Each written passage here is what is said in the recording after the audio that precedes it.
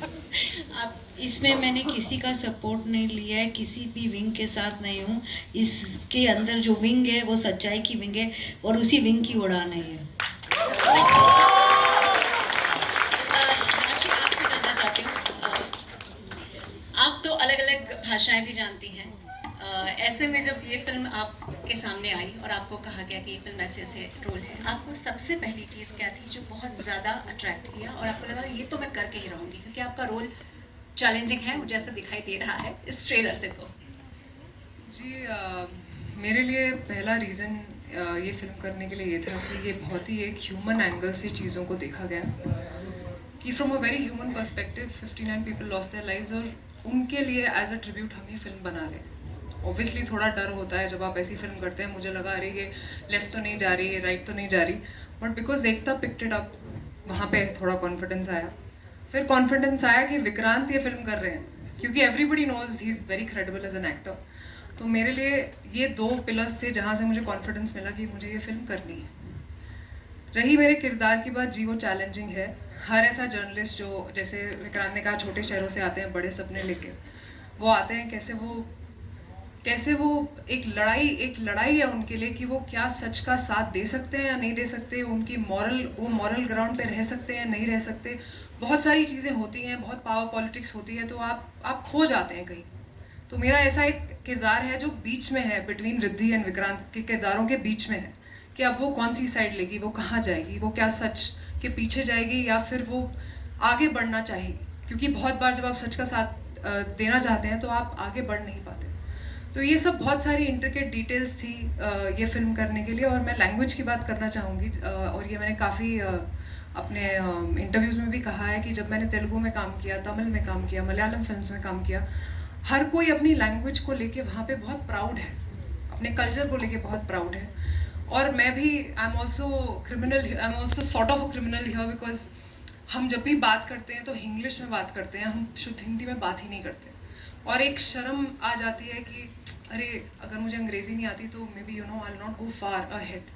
तो वो social conditioning है बच्चों की और आजकल की जनरेशन की स्पेसिफिकली। तो हम आज वो बदलना चाहेंगे इस फिल्म के थ्रू, कि आप अपनी भाषा से प्यार करें, just be proud of it, और मैंने विक्रांत को भी बोला, मैं इंटरव्यूज में उनको देखती रहती हूँ, मैं कहती हूँ यार इसकी हिंदी कितनी अच्छी है, मुझे भी सीखनी है, मुझे भी, and I feel proud to have that as my language, and we all should be proud of our language whichever it is. Thank you. आखिरी दो सवाल please. Hi everyone, Palak this side from Telechakra. Here. Riddhi, my question is to you. हमने आपकी journey बहुत अच्छे से, मैं थोड़ी थोड़ी हिंदी वैसे मेरी अच्छी है, ऐसा नहीं है, मिक्स हो जाएगा लेकिन। हमने आपकी बहुत एक प्यारी जर्नी टीवी से लेके अब फिल्म्स में देखी है एकता कपूर मैम के साथ। आप क्या कहना चाहोगे? लाइक बहुत इंपॉर्टेंट रोल प्ले किया है आपके करियर में उन्होंने। बिल्कुल नहीं, रिद्धि as कसब से, I would like to say this because Riddhi has done most of her work on her own. मेरा बालाजी या एकता कपूर के साथ सबसे पहला काम था 2020 में।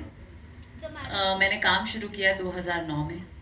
तो आई थिंक एक अच्छा एक्टर बनने की ज़रूरत थी उनके साथ काम करने के लिए, जिसके लिए मैंने बहुत बहुत साल काम किया और पहले मौका नहीं मिला। आज मेरे दोस्त मुझे याद दिलाते हैं, बोलते तुझे याद है जब तू टेलीविज़न करती थी तो तू बोलती थी एकता कपूर मुझे क्यों नहीं लेती अपने सीरियल में।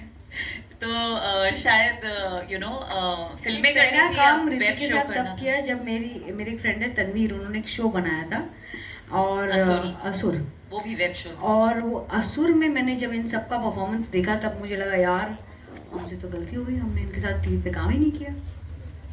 नहीं, बट मैं अगर अपनी जर्नी की बात करूँ, मैं बहुत बहुत गर्व महसूस करती हूँ, आई बी वेरी ऑनेस्ट, कि टेलीविज़न मेरा ट्रेनिंग ग्राउंड था और टेलीविज़न पे ही मुझे प्यार मिला है। टेलीविज़न पे मुझे मेरे किरदारों के नाम से आज तक जाना जाता है और मैं बहुत प्राउडली टेलीविज़न के उस प्यार को, उस सम्मान को, और जो घर के सब लोग मुझे ऐसे पीठ ऐसे ऐसे करके मिलती हैं आंटी और बात करती हैं जैसे मैं उनकी घर की बच्ची हूँ।